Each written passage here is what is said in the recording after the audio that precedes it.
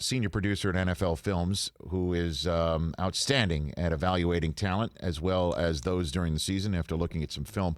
He's Greg Cosell. How are you, Greg?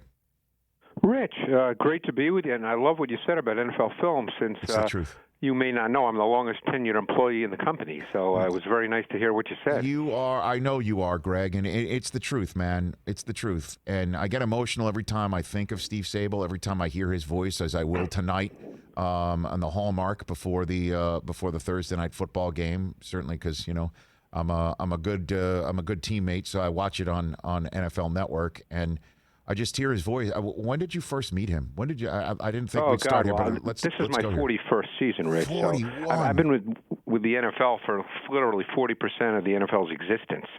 So this is my 41st season at Film. So I met Steve when I interviewed back. Let's see, I started on July 23rd, 1979. So I probably met him in May or June of 1979. No kidding. And so, what was your first gig there?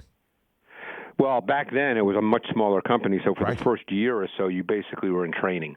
So you just, it was a different world, obviously, in 1979.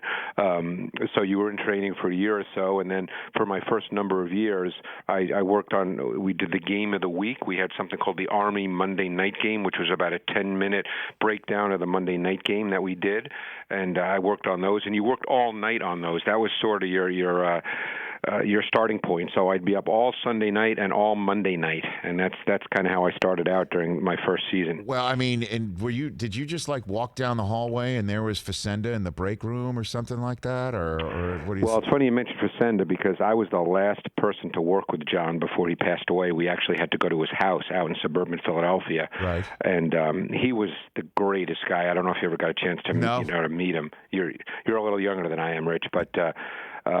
He was just an unbelievable guy, and he about him. And if you gave him a great script, he'd always say, "You gave me a great horse to ride."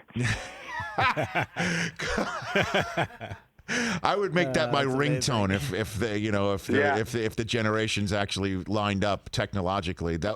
You gave me. I was fortunate to hear that once or twice, so that made me feel really good because I was young in my career and he was the master.